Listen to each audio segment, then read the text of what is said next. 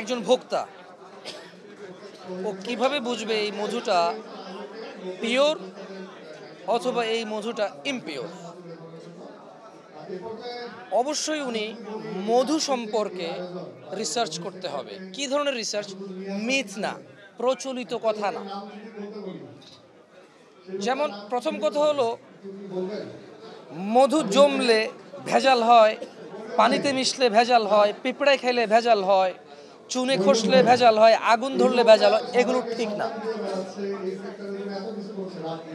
যেহেতু আসলে আপনি যদি সিম্পলি গুগলে শুধু এতটুকু সার্চ করেন যে how many type of honey exist in the world right today, আপনাকে গুগল সর্বপ্রথম নিয়ে আসবে যে according to Dabur there is more than 300 type of honey exist in the world right today. আমি 2022 সালে লাস্ট সার্চ করছি, আমার প্রয়োজন হয় নাই।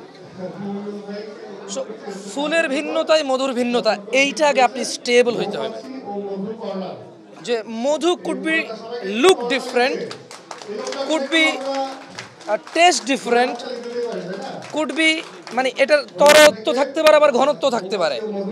তাহলে ফর এক্সাম্পল বড়ই ফুলের মধু যদি কেউ বলে, তাহলে উনি একটু গবেষণা করা দরকার যে বড়ই ফুলের মধু কেমন হয়।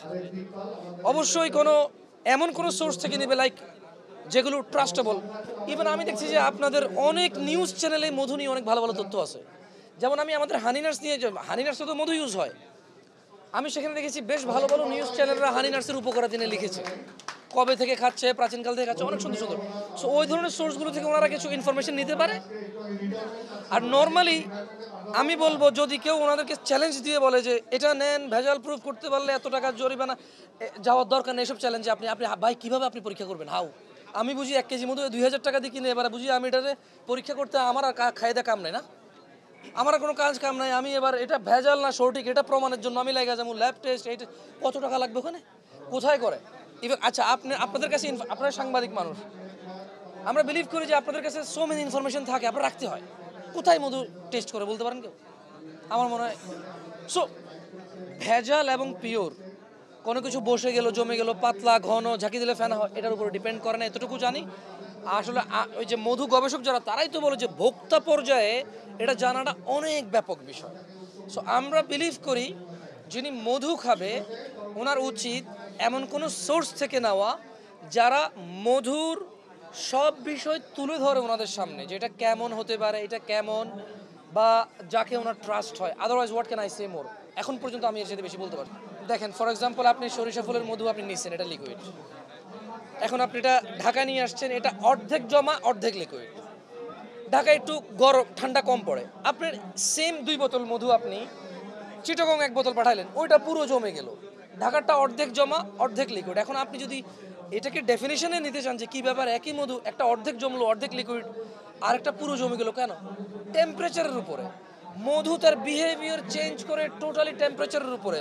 আমি আবারও বলি, ফুলের ভিন্নতায় মধুর ভিন্নতা, এবং মধু তার গাঢ়ত্ব, ঘনত্ব, তরলতা ডিপেন্ড করে টেম্পারেচার, ন্যাচারালের, মানে ওই যে এটাকে কী বলে, সুন্দর করে বলতে গেলে বলা হয় যে শুধু আবহাওয়ার উপর অনেক কিছু হয়। আল্লাহু আ'লাম। ফর এক্সাম্পল, আপনি সুন্দরবনের মধু আজকে সংগ্রহ করলেন, এটা একরকম পাইছেন আপনি। 1 সপ্তাহ বা 15 দিন পরে যেটা আপনি আবার সংগ্রহ করবেন, ওটা সেম হওয়ার সম্ভাবনা খুবই কম। কেন? সুন্দরবনে ভ্যারিয়েন্ট ফুল ফোটে, দেখা যায় কোনো ফুলের আধিক্যতা কমে গেছে, কোনো নতুন ফুল ফুটছে। সো ওই আগেরটার সাথে এখন ওটা মিলবে না। সো এটা so tough to give definition how to understand what is pure honey. যারা ভালো কাজ করে আপনি আন্ডারস্ট্যান্ড করবেন, আপনি একটু নিজে নিজে মানে অন্ধভাবে না থেকে একটু নিজেও ভালো সোর্স থেকে তথ্য নেওয়ার চেষ্টা করবেন।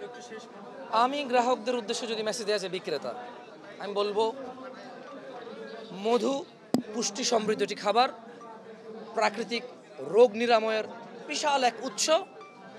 প্রাচীন যুগ থেকে মানুষ মধু খায়।